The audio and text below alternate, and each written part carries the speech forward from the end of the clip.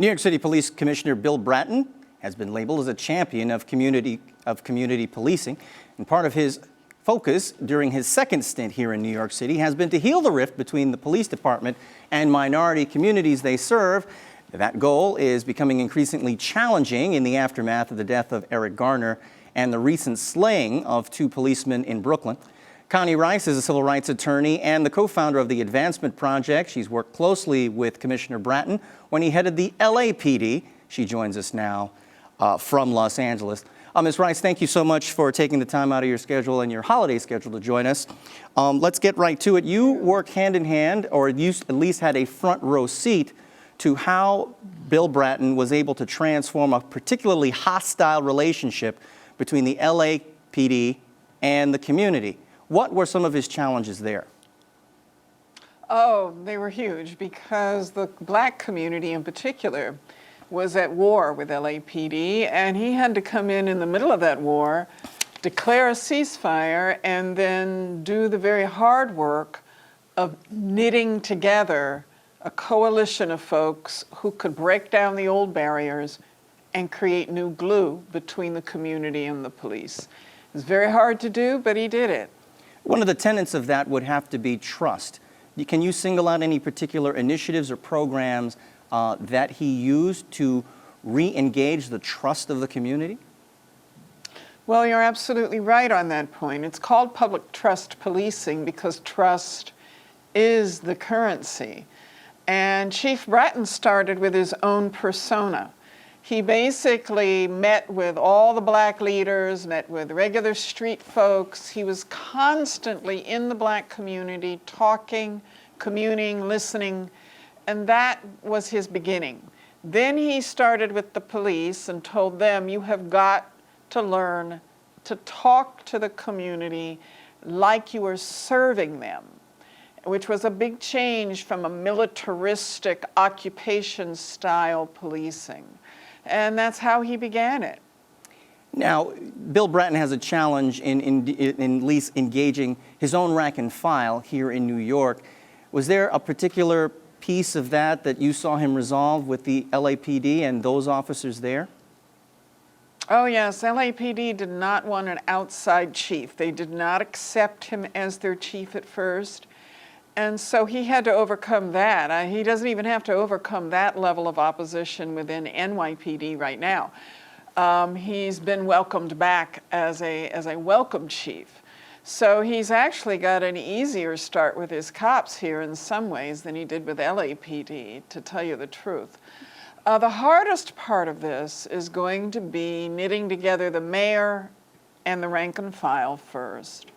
Then they've got to go to the community as a united front and say, look, we're going to start over. We're going to get a new relationship with you, and it's going to be built on service and trust. And then you've got to start demonstrating incident by incident, day to day, every single day, engaging in conversation.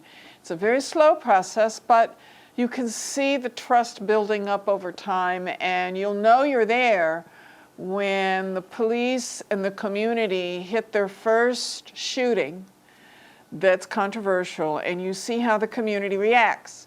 Are they in the street protesting, or are they waiting on the police to conduct their investigation? When you see that, you know you've got something.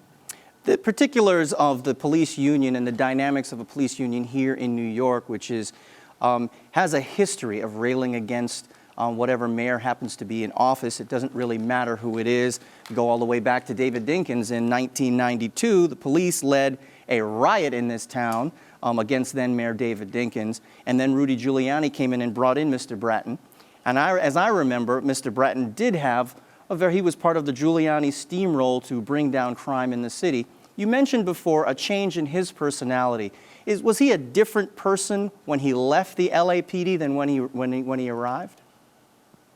I don't think so, no. Bratton wasn't any different. But you're absolutely right on the point that the police unions are probably the most regressive and repressive elements in this entire tableau of characters. I always find the police unions the most difficult, the most unreasonable, and the most strident players in this whole tableau. So I'm not surprised. I think their behavior has been outrageous in the last few days, to blame the president and to blame the mayor for some nut shooting 2 officers. That's just completely out of bounds and ridiculous. And it's to be expected from union leadership, I'm afraid. Police union leadership leaves a lot to be desired, and they are usually the biggest roadblock to trust in any of this.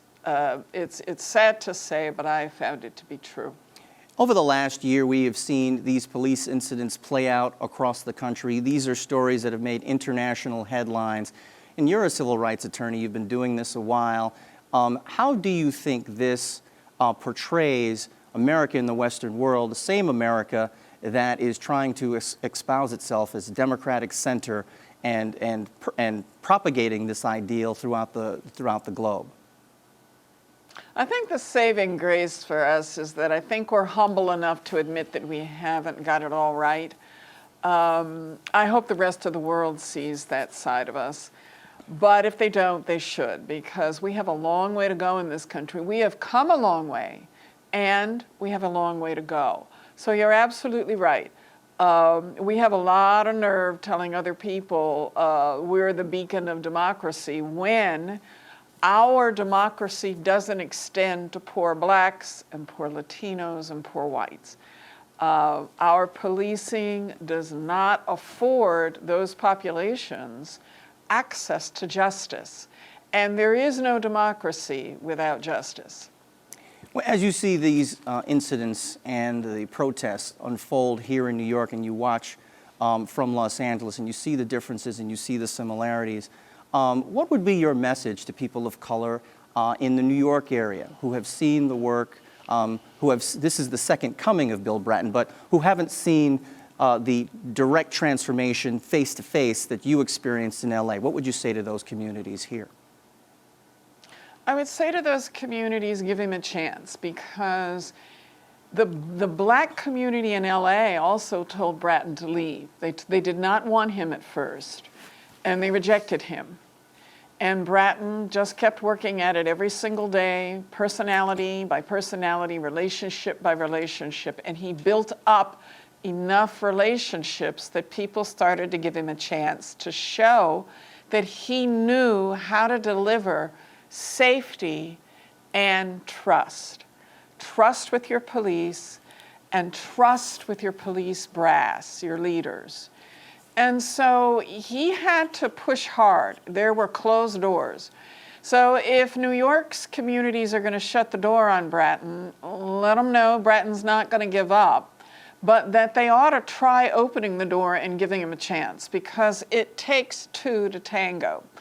The community played just as important a role in the turnaround of the police as the police did. It took both camps together. Ms. Rice, we have about 30 seconds left.